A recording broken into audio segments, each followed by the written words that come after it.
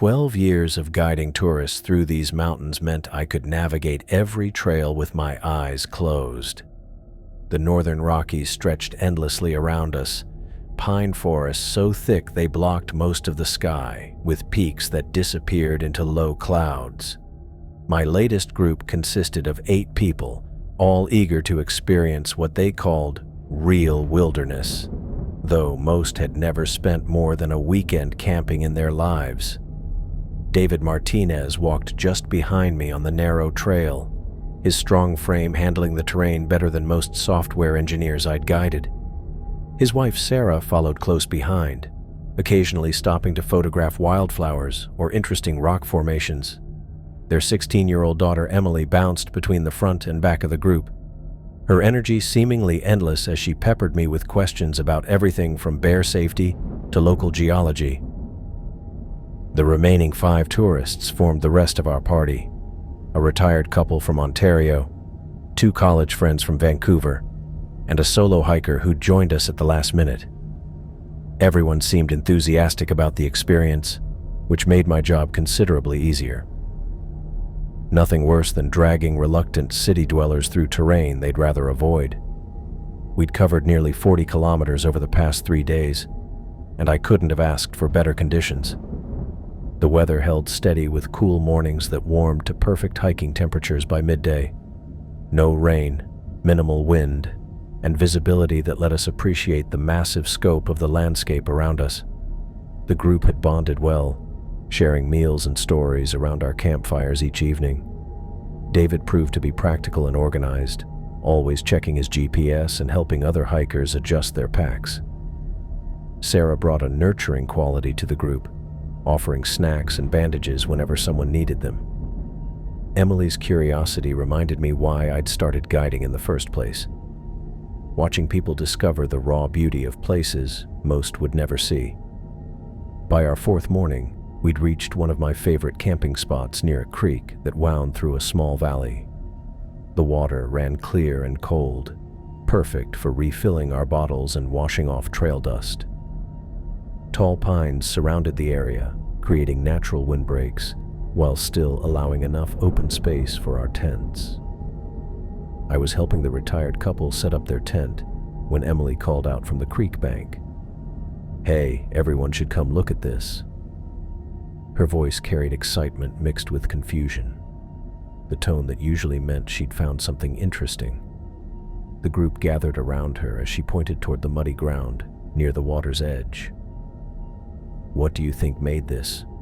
I moved closer to examine what she'd discovered, and my stomach dropped. Pressed deep into the soft earth was a footprint unlike anything I'd seen in over a decade of guiding. The impression measured nearly 2 feet in length and stretched about 8 inches wide. 5 distinct toe marks were clearly visible, each one larger than a human thumb. "That's really big," Sarah said, crouching down to get a better look. David pulled out his phone and started taking pictures. "Has to be a hoax," he said, though his voice lacked conviction. "Someone's messing with hikers." I knelt beside the print, looking at how deep and clear it was. The edges stayed sharp and clean, showing it had been made recently. The mark went at least 3 inches into the mud, meaning whatever made it was really heavy. Most importantly, the size looked wrong in a way that made my skin crawl. "The nearest trail access is 15 kilometers from here," I said. "Pretty elaborate setup for a practical joke." Emily pulled out her camera and started taking photos from different angles. "Could it be a bear?" she asked. "Wrong shape entirely. Bear paws don't look anything like this." The college student suggested it might belong to a mountain man or hermit living off the grid. The retired couple guessed it could be from some unknown species. Everyone had theories, but I found myself looking at the print with growing worry. Something about the toe arrangement bothered me. They looked almost human in their layout, but way too big. No person could leave a print this size, yet the basic structure seemed known. The contradiction made no sense. Sarah took several more photos before we moved away from the creek to finish setting up camp. The group's energy stayed high as they talked about their discovery over lunch, but I had trouble focusing on their conversation. That footprint filled my thoughts completely. Throughout the afternoon, I caught myself looking back toward the creek bank where Emily had made her discovery. The print seemed to pull at my attention, wanting explanations I couldn't give. I'd guided hundreds of people through these mountains and seen every type of wildlife that called this region home. Nothing in my experience could explain what we'd found. The group spent the rest of the day exploring the immediate area, hoping to find more prints or other signs of whatever had passed through. Their search turned up nothing except normal animal tracks and the usual forest debris. David documented everything with his GPS, marking the exact coordinates of our discovery. Evening brought its usual routine of dinner preparation and camp maintenance, but I moved through the tasks automatically. My mind kept going back to that footprint, thinking over every detail I could remember. The depth suggested something heavy. The shape meant something walking upright. The size ruled out every known animal in the region. After everyone settled into their tents for the night, I stayed by the dying campfire longer than usual. The forest around us felt different somehow, though I couldn't figure out what had changed. Every rustling branch and distant animal call seemed louder in the darkness. I checked the area around our campsite 3 times before finally going to my tent, something I'd never done in 12 years of guiding. Each walk around showed nothing unusual, but the worry kept building in my chest. Whatever had left that print might still be in the area, moving through the same forest where 8 people lay sleeping in thin nylon shelters. Sleep came in brief, restless bits. Every few hours I found myself listening carefully to the sounds outside my tent, trying to tell normal forest noise from anything that might mean we weren't alone. The night passed slowly, filled with a tension I couldn't shake or explain. I woke with my mind already made up about one thing.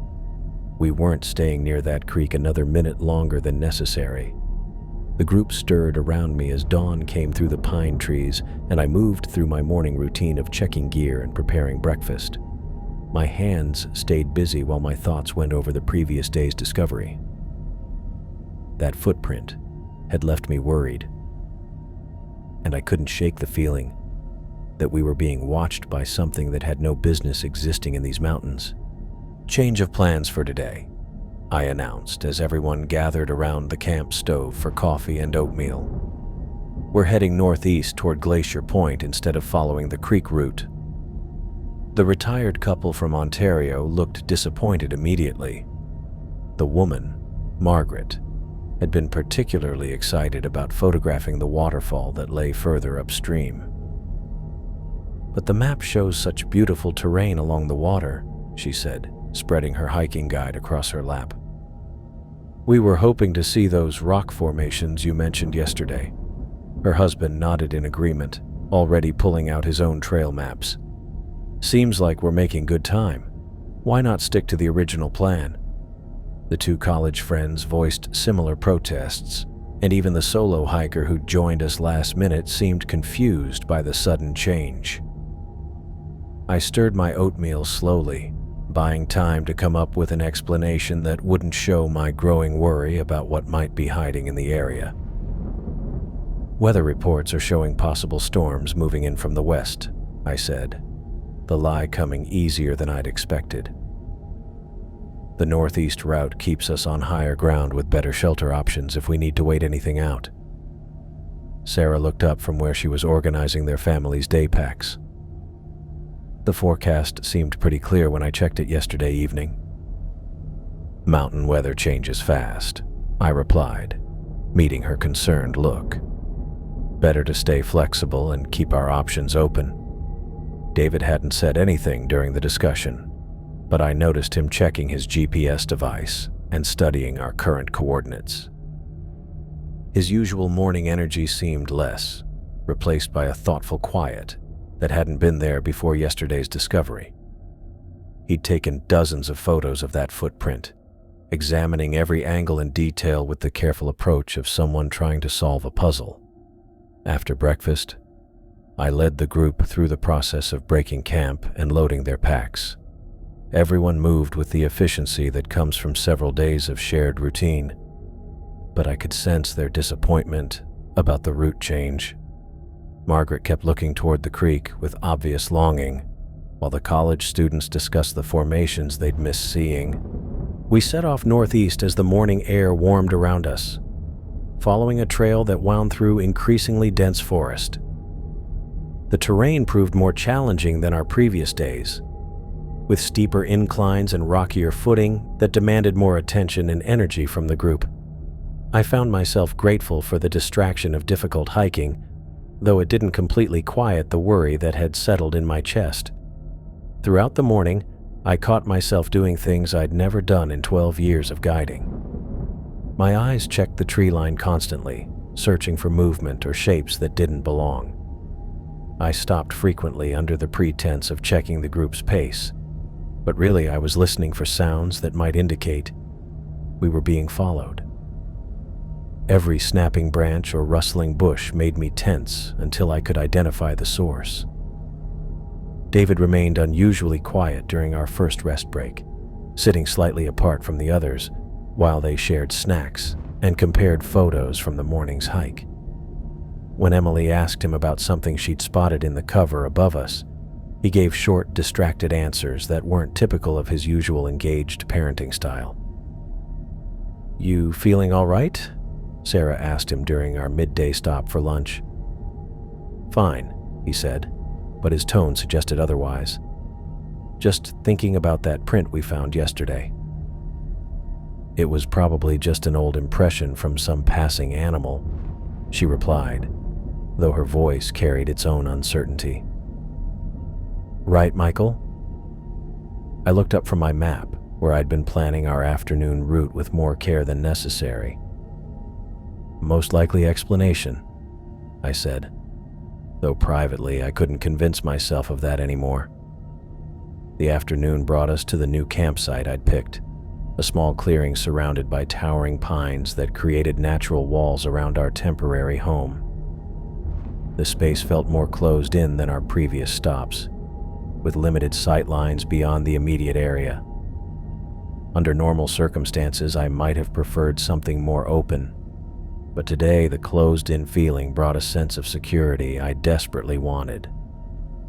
We established our evening routine with practiced efficiency, though I noticed everyone seemed more tired than usual after the challenging terrain.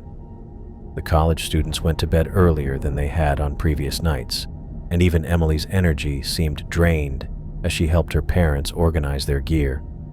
David spent extra time that evening reviewing the photos he'd taken of the footprint, studying them on his phone's screen with an intensity that suggested he was looking for details he might have missed. When Sarah asked what he hoped to find, he just shook his head and put the device away. I kept the campfire going longer than necessary, using the need for light as an excuse to avoid retreating to my tent. The forest around us felt different tonight, though I couldn't pinpoint exactly what had changed. The usual symphony of night sounds seemed muted, with longer gaps of silence between the calls of owls and other nocturnal creatures. Eventually, exhaustion won over anxiety, and I banked the fire before crawling into my sleeping bag. Sleep came fitfully, interrupted by dreams of massive footprints and shadows moving between trees. I'd surface periodically to listen to the forest around us, then drift off again into restless unconsciousness. Then, sometime around midnight, a sound cut through the darkness that made every muscle in my body go rigid. The cry of an infant bounced through the forest, high-pitched and desperate, carrying clearly through the still night air. I lay frozen in my sleeping bag as the sound continued. The crying came from somewhere beyond our campsite, probably several hundred yards away, but close enough that every wail reached us with crystal clarity. Something about the sound felt fundamentally wrong, though I couldn't immediately identify what triggered that instinct. The pitch seemed right for a baby in distress, and the rhythm matched what I'd expect from an infant calling for help. but it carried too far through the forest, as if it had been designed specifically to travel long distances and attract attention. Every fiber of my being screamed that I should investigate. Years of wilderness training had conditioned me to respond to distress calls, to help anyone who might be injured or lost in the mountains. A baby crying alone in the forest should have sent me charging through the trees with my headlamp and first aid kit. Instead, I remained perfectly motionless, gripped by a fear so primal and absolute that it overrode every instinct I'd developed as a guide. Something deep in my brain, some old survival mechanism, recognized danger in that sound and refused to let me move toward it. The crying continued for what felt like an eternity, but was probably closer to 10 minutes. The sound never varied in intensity or pitch, keeping the same desperate quality without the natural fluctuations I'd expect from a real infant. It stopped as abruptly as it had begun, leaving behind a silence that felt thick and oppressive. I strained my ears for any other sounds, footsteps, voices, anything that might indicate people were out there searching for the source of the crying. The forest remained completely quiet, as if every living creature had retreated into hiding after hearing that sound. Sleep became impossible after that.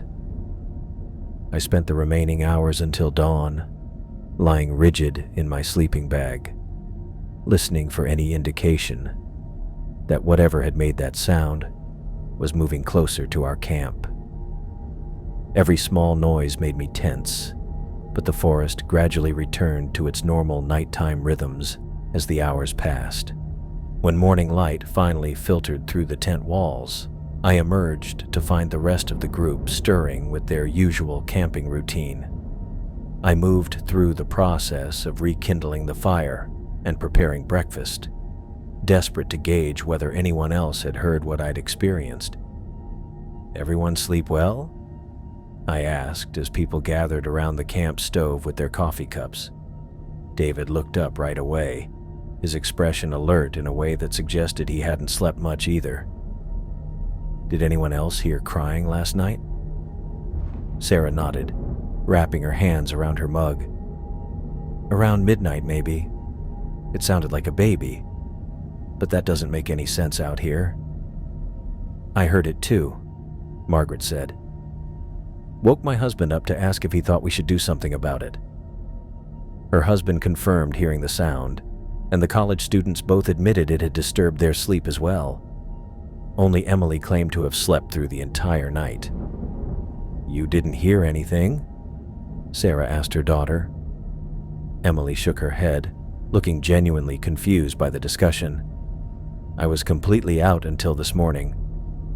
"What kind of crying?" David described the sound in detail, and I watched Emily's face as she listened. Her confusion appeared real, though I found it strange that such a loud, persistent noise hadn't woken her when it had affected everyone else in the group.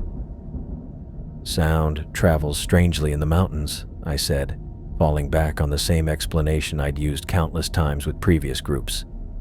"Acoustics can carry noise much further than you'd expect, especially at night when the air is still and cool." The explanation satisfied most of the group, but I caught David watching me with a questioning look that suggested he wasn't entirely convinced. He'd heard the same wrongness in that sound that had kept me frozen in my tent, and no amount of talk about mountain acoustics would address the gut-level fear it had triggered. As we prepared to break camp for another day of hiking, I found myself studying the tree line around our clearing more carefully. Whatever had made that sound knew we were here, and the thought of it watching us from the shadows beyond our sight made my skin crawl. The knowledge that no baby existed within 50 miles of our current location weighed on me as I shouldered my pack and prepared to lead the group deeper into the wilderness. My hands moved through the usual routine of getting the fire going and unpacking the camp stove, but something felt wrong before I even looked around the clearing. The silence was too complete. missing the usual sounds of David moving around his family's tent or the soft talking that normally came with our morning wake-up. I looked toward the Martinez family's tent and stopped breathing. The blue nylon fabric hung in torn pieces along one side, great big rips that showed the interior like wounds. Dark stains covered the ground in a wide circle around the collapsed structure, and what looked like drag marks carved deep grooves in the soft earth leading toward the river. "David?" I called out, my voice barely above a whisper. No response came from the destroyed tent. I set down the coffee pot and moved closer, my legs feeling unsteady beneath me. The damage became more terrible as I got nearer. Those weren't small tears from a branch or equipment breaking. Something had ripped through the tent wall on purpose, leaving jagged edges that looked like claws or teeth had made them. Sarah's scream cut through the morning air. "David, oh God, David!" Her voice came from inside the ruined tent, high and frantic. Within seconds, every member of our group was stumbling out of their sleeping bags and heading toward the scene. I reached the tent first and found Sarah kneeling in the wreckage, her hands covered in something dark that I didn't want to identify. "Where is he?" she demanded, looking up at me with wild eyes. "Where's my husband?"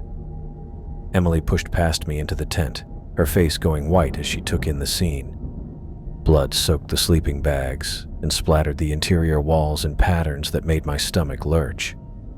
David's GPS device lay in the corner next to his radio, both items undamaged but surrounded by more blood than I'd ever seen at any campsite in 12 years of guiding. "Everyone stay back," I said, though my voice came out weak and shaky. "Don't touch anything."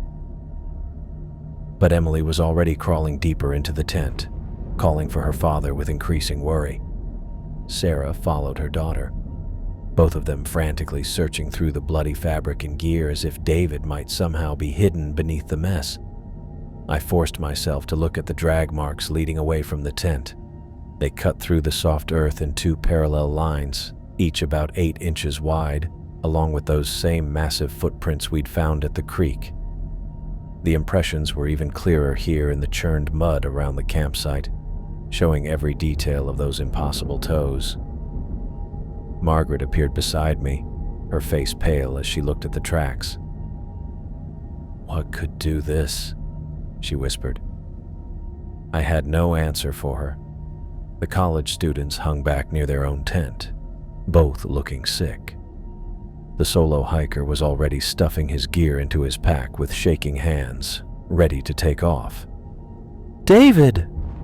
Sarah's voice echoed through the forest as she stumbled out of the tent and began following the drag marks toward the river. "David, answer me!" "Sarah, stop," I called after her, but she was already 20 yards away and moving fast. Emily came out of the tent with her father's GPS device pressed against her chest. "He wouldn't leave this behind," she said, her voice empty with shock. "Dad never goes anywhere without his GPS."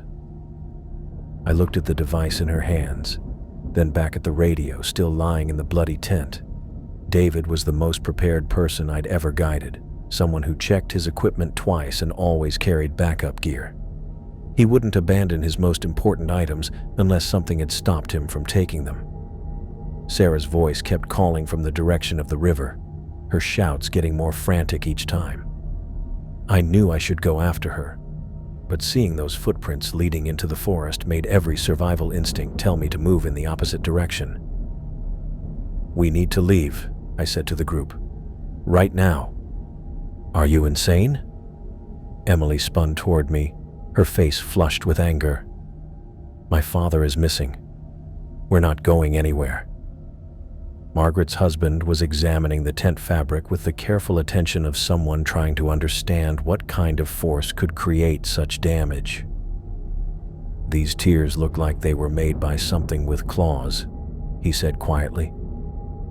"Bears don't drag people away," one of the college students said, "and they definitely don't leave footprints like those." The solo hiker had finished packing and stood with his loaded pack, clearly ready to take off. "I'm not staying here another minute," he announced. Whatever did this might come back. Sarah returned from the river looking even more panicked, mud streaking her clothes and face. I can't find any trace of him past the water's edge, she said. The trail just stops. Because we're leaving immediately, I said, trying to project authority I didn't feel. Everyone pack your essential gear. We're hiking out to get help. No? Emily stepped between me and the destroyed tent. We're not leaving without Dad. Emily, be reasonable, I said. Your father needs professional search and rescue, not a group of tourists stumbling around in the woods. Then call them on the radio, she shot back, pointing at the device still lying in the bloody tent. I retrieved the radio and tried multiple channels, but the static remained unchanged from previous attempts.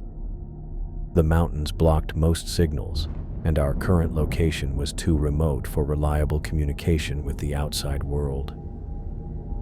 The nearest cell tower is 2 days' hike from here, I explained. We need to reach town to get help. Sarah shook her head hard. I'm not leaving this area. David could be hurt, calling for help, if we leave him now. Her voice broke, and Emily moved to put an arm around her mother. Both women looked at me in a way that made it clear they had no intention of following my guidance, regardless of the danger. The retired couple exchanged worried looks, and Margaret spoke up. Maybe we could split up. Some of us go for help while others stay to search. Absolutely not, I said. Whatever happened here, it's not safe to divide the group.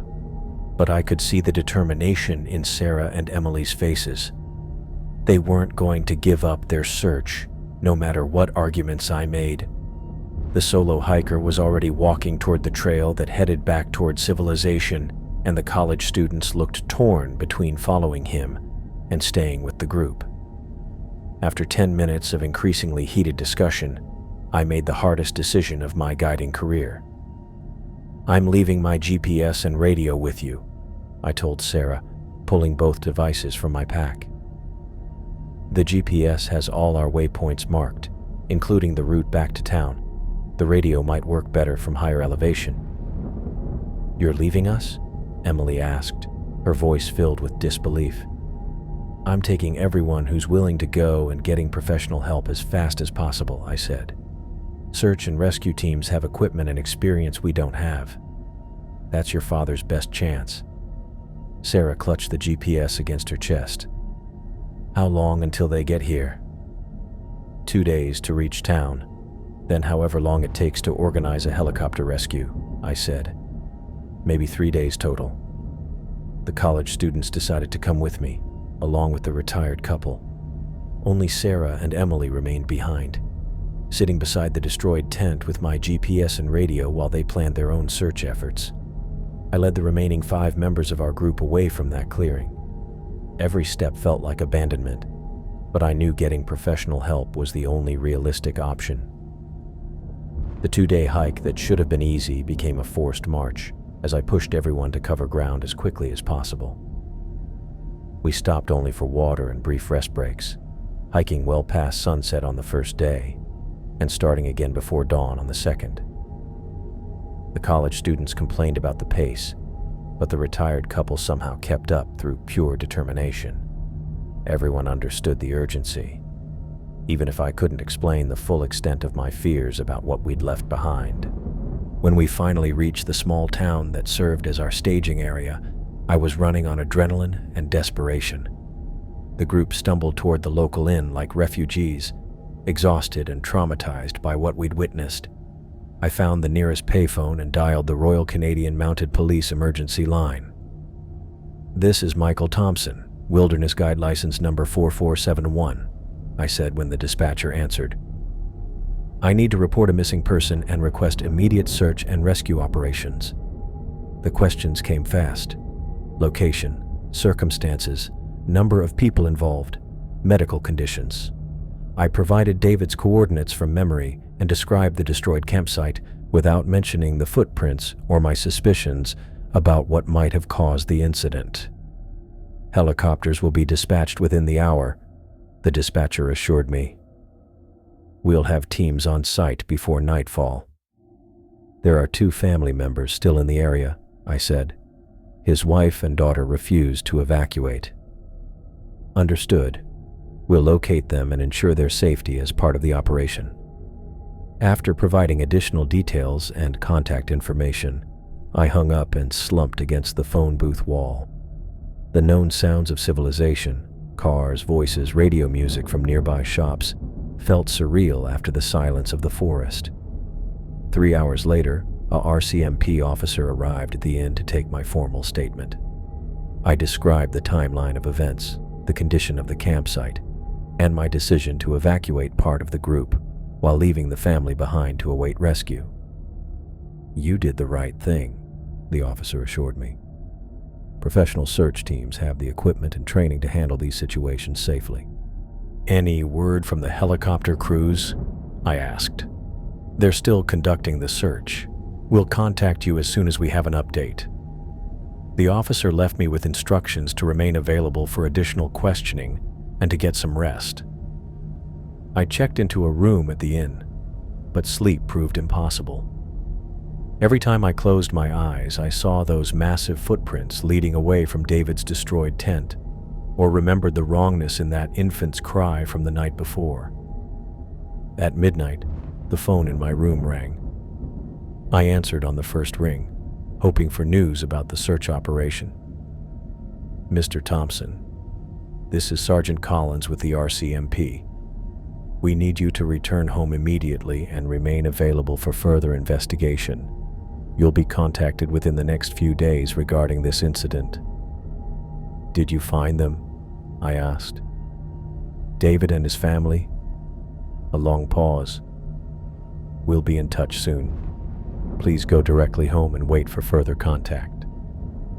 The line went dead, leaving me staring at the phone with a growing feeling that something had gone very wrong with the rescue operation. 2 weeks had passed since I'd stumbled out of those mountains, but my apartment in Vancouver felt more like a prison than a refuge. Sleep came in fragments, broken by dreams of shredded blue nylon and drag marks carved deep into soft earth. Every unexpected sound made me jump. A door slamming in the hallway, a motorcycle backfiring on the street below, even the coffee maker's morning noise. My hands shook when I tried to hold a cup steady, and I'd caught myself checking the locks on my door multiple times each night before attempting sleep. The call came on a Tuesday morning while I sat at my kitchen table, staring at a bowl of cereal that had gone soggy 20 minutes earlier. The phone's ring cut through the silence like an alarm, making me spill coffee across the newspaper I wasn't really reading. Michael Thompson? The voice was professional, measured. Yes. This is Detective William Harris with the Royal Canadian Mounted Police. I need you to come in for questioning regarding the incident in the Northern Rockies 2 weeks ago. My stomach dropped. Did you find them? We'll discuss everything when you get here. Can you be at our Vancouver office this afternoon? 2 o'clock. The address he gave me was downtown, in one of those government buildings that looked like concrete boxes designed to intimidate anyone who walked through the doors.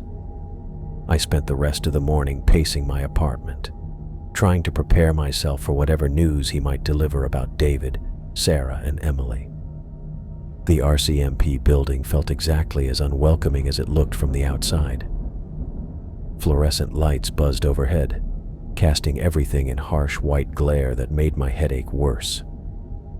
A receptionist directed me to the 3rd floor, where Detective Harris waited in a small room that smelled like disinfectant and stale coffee.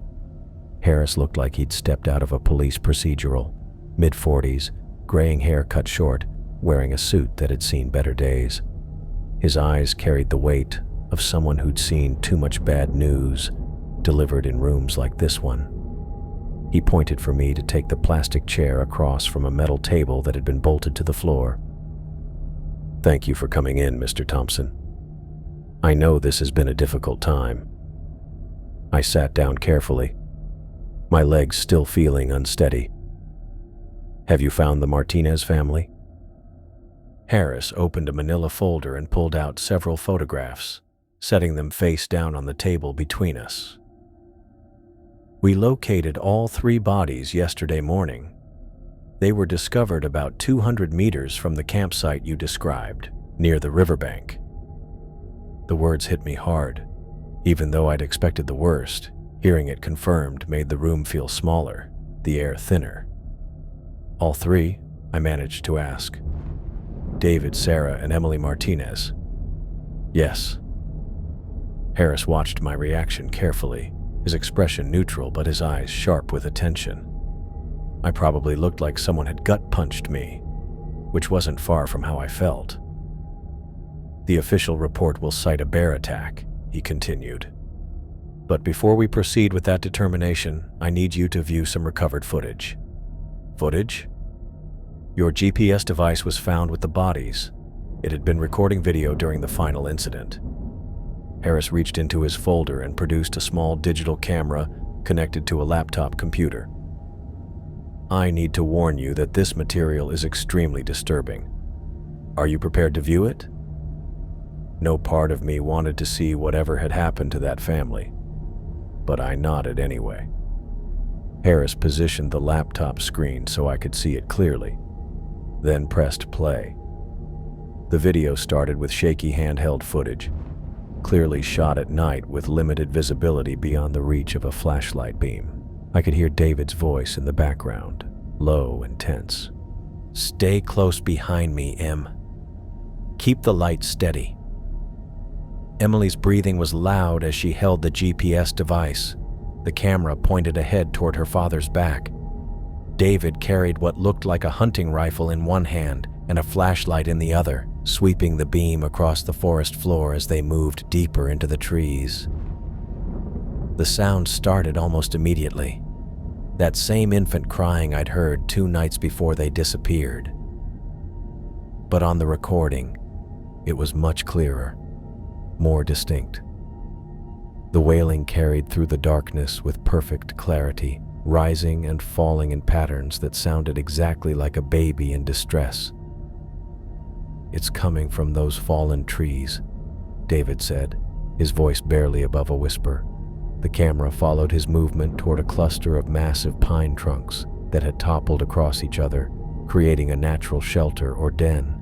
The crying grew louder as they approached, the sound so realistic and heartbreaking that every instinct screamed at them to help whatever child was making those desperate sounds. David raised his rifle as they reached the edge of the fallen timber, his flashlight beam checking the shadows between the logs.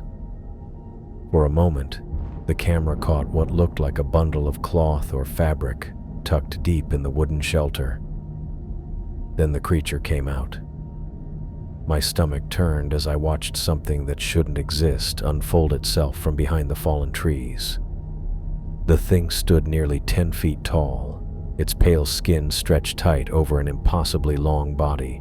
Arms hung down past where knees should be, ending in fingers that looked more like bone than flesh. Its head sat at a wrong angle, on a neck that bent in ways human anatomy couldn't accommodate. But it was the complete absence of hair that made it truly horrible. Not a single strand anywhere on its body, leaving the skin looking raw and exposed under David's flashlight beam.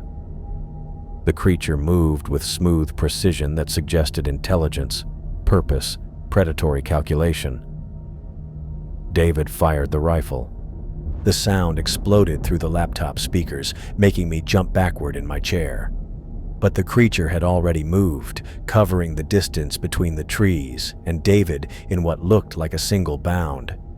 The camera spun wildly as Emily screamed, catching glimpses of movement too fast to follow clearly. The footage ended abruptly in static. I stared at the blank screen, my mouth dry and my hands gripping the edge of the table hard enough to hurt. Harris reached over and closed the laptop carefully. The crying sounds were likely the creature's hunting method, he said, his voice matter-of-fact despite the horror we'd just witnessed. It mimics infant distress calls to lure potential victims into range. We found evidence of similar tactics being used in 3 other disappearances over the past 5 years. 3 others? I looked up at him, trying to process what he'd just told me. Hikers who went missing after reporting strange sounds in the wilderness. We think this thing has been hunting in the northern Rockies for some time, but the Martinez incident is the first time we've recovered actual footage of an attack. Harris leaned back in his chair, watching my reaction.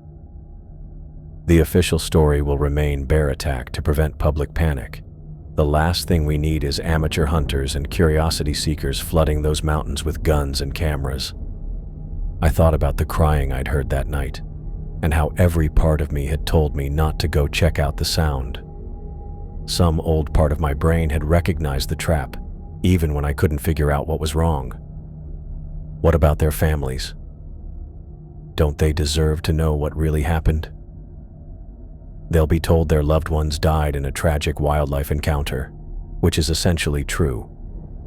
The specific details serve no purpose except to traumatize people who are already grieving. Harris pulled out a document and slid it across the table toward me. I need you to sign a confidentiality agreement. What you've seen today is classified information. Discussing it with anyone outside law enforcement would result in serious criminal charges. The paper was dense with legal language, but the message was clear. Keep my mouth shut or face prosecution. I read through the key sections, my hands still shaking slightly from what I'd witnessed on that recording.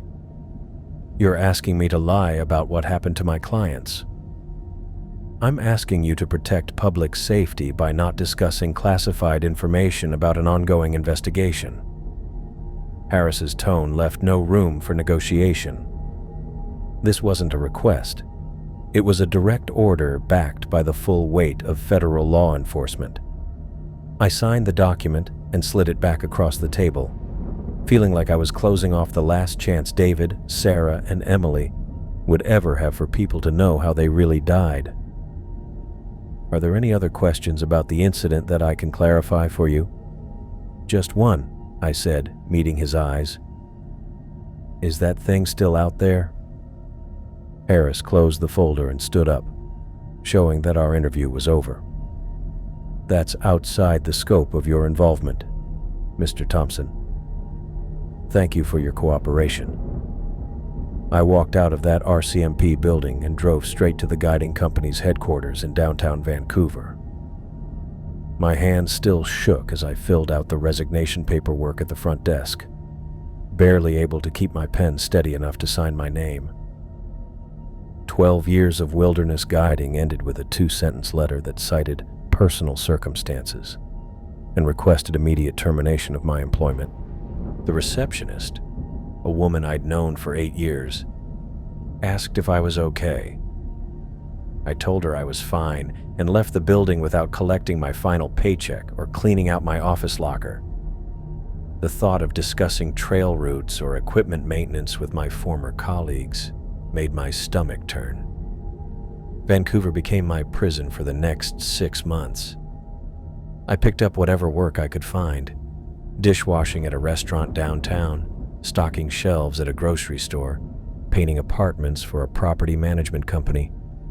None of it mattered. The jobs were just ways to fill the hours between sleepless nights when that creature's image played behind my closed eyelids like a broken movie reel.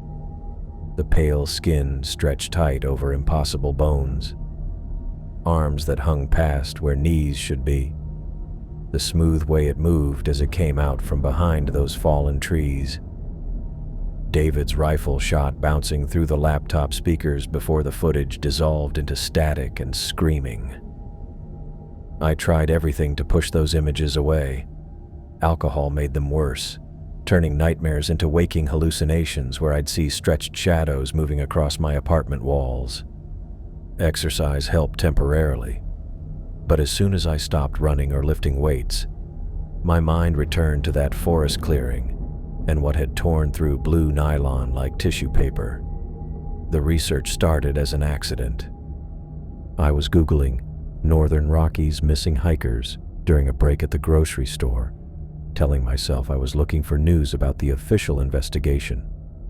Instead, I found forum posts from amateur researchers discussing unexplained disappearances across British Columbia and Alberta, hikers who'd vanished without a trace, campsites found destroyed with no logical explanation for the damage. One post described a family of 4 who disappeared near Jasper National Park 3 years earlier. Their tents had been shredded, personal belongings scattered across the campsite, but no bodies were ever recovered. Another mentioned a solo hiker whose abandoned camp showed signs of a violent struggle, with drag marks leading toward dense forest that search teams couldn't get through. I started saving every article, every forum discussion, every news report about missing persons in the mountain regions. My apartment filled with printed maps where I marked locations with red pins, creating patterns that might indicate movement or territory. The creature from the footage couldn't be the only one. Nothing that size could survive alone for years without others of its kind. Late at night, I'd spread those maps across my kitchen table and trace possible migration routes between disappearance sites. The red pins formed rough clusters around remote wilderness areas, places where something could hunt without being detected by park rangers or search teams. The northern Rockies showed the highest concentration of incidents, but similar patterns came up around the coast mountains and parts of the Canadian Rockies. My laptop browser history became an archive of conspiracy forums, cryptozoology websites, and government databases of missing persons. I read everything: credible research, obvious nonsense, first-hand accounts that sounded too detailed to be hoaxes. Most of it was garbage, but buried in the paranoid rambling and blurry photographs were descriptions that matched what I'd seen on Detective Harris's footage. Something tall and pale moving through trees at impossible speed. Sounds of infants crying from places where no children should exist. Campsites torn apart by forces that left claw marks too large for any known predator. The need to return to those mountains grew stronger every day.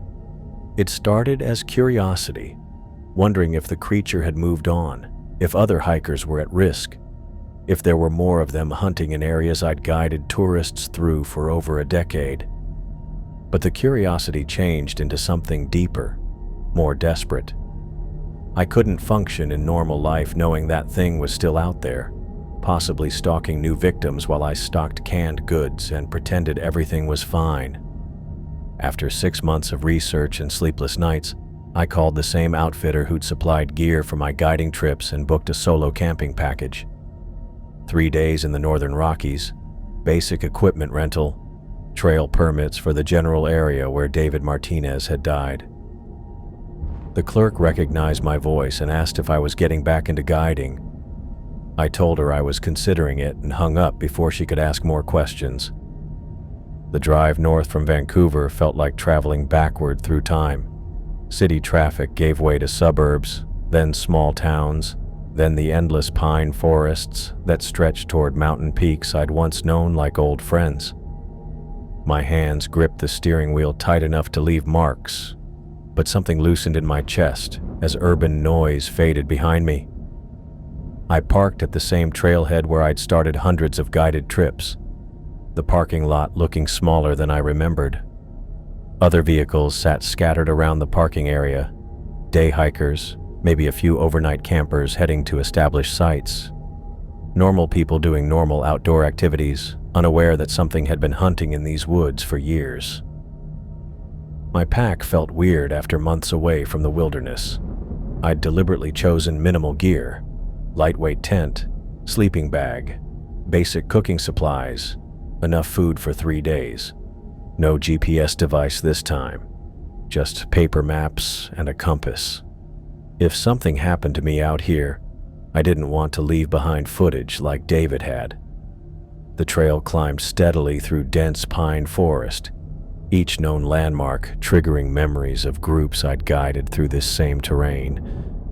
The switchback where Margaret had stopped to photograph wildflowers. The creek crossing where Emily had asked about bear safety.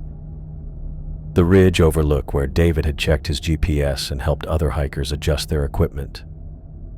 I'd planned to camp at least 5 miles from the site where the Martinez family had died, close enough to investigate the area but far enough to feel safer. The clearing I chose sat near a small creek, surrounded by tall pines that provided natural windbreaks and good sight lines in multiple directions. Setting up camp felt automatic, muscle memory taking over while my conscious mind checked the tree line for movement that didn't belong. The sun dropped behind the mountains earlier than I'd expected, shadows stretching across the campsite before I'd finished organizing my gear.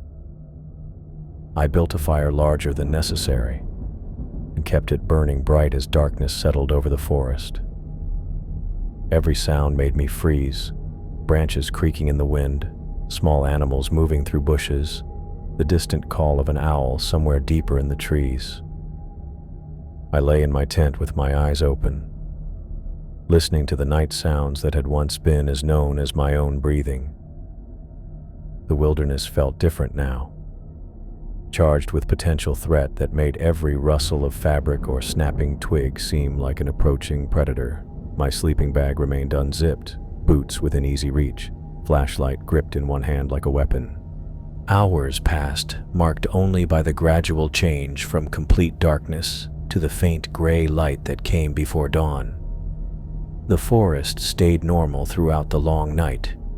Typical sounds, natural rhythms, nothing to suggest I shared these mountains with anything more dangerous than bears and cougars.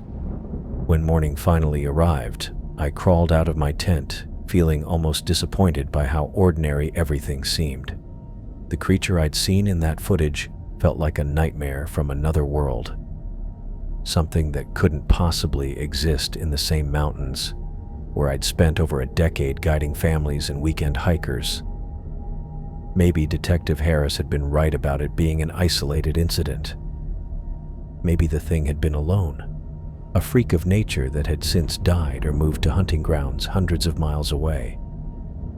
The research I'd conducted could have been coincidence.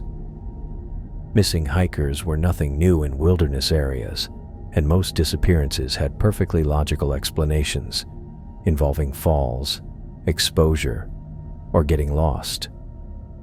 I made coffee over my camp stove and studied the maps spread across my sleeping bag, marking my current location and planning the day's exploration. The site where David Martinez had died lay roughly 3 miles northeast, accessible by established trails that would take me through known terrain. For the first time in 6 months, I almost convinced myself that whatever had killed the Martinez family was gone. I woke with my neck kinked from sleeping on uneven ground and a persistent ache in my lower back that reminded me how long I'd been away from camping.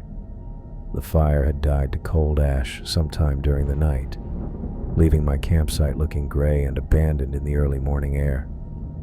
Coffee helped wash away the stale taste of anxiety that had coated my mouth since arriving yesterday. But it couldn't shake the feeling that I was wasting time sitting here when I should be investigating. After forcing down a granola bar that tasted like cardboard, I shouldered my day pack and checked my compass bearing. 3 miles northeast would take me to the creek where Emily Martinez had crouched in the mud 9 months ago, pointing at something that should have sent us all running in the opposite direction. The trail wound through terrain that I'd guided groups over dozens of times, but every landmark now carried weight it hadn't possessed before. The Douglas Fir, where I'd stopped to discuss wildlife safety with tourists. The rocky outcropping where families posed for photos with mountain peaks in the background. The meadow where children had chased butterflies while their parents adjusted pack straps and checked GPS coordinates. All of it looked the same, but my perception had changed completely. These weren't scenic waypoints anymore. They were potential hunting grounds. I moved carefully through the forest, stopping every few hundred yards to listen for sounds that didn't belong. Birds called from above, squirrels chattered at my intrusion, and somewhere in the distance, a woodpecker hammered against dead bark with mechanical persistence. Normal wilderness sounds that should have been comforting, but instead made me aware of how easily predators could mask their approach in the natural chaos. The creek came into view after an hour of steady hiking, its clear water tumbling over smooth stones exactly as I remembered. Nothing had changed about the basic geography. Same bend in the water, same cluster of fallen logs creating natural seats, same muddy bank where families had knelt to refill water bottles and wash trail dust from their faces. But, as I approached the spot where Emily had made her discovery, my legs stopped moving without any conscious decision on my part. A footprint pressed deep into the soft earth near the water's edge, identical in every detail to the impression that had started this nightmare.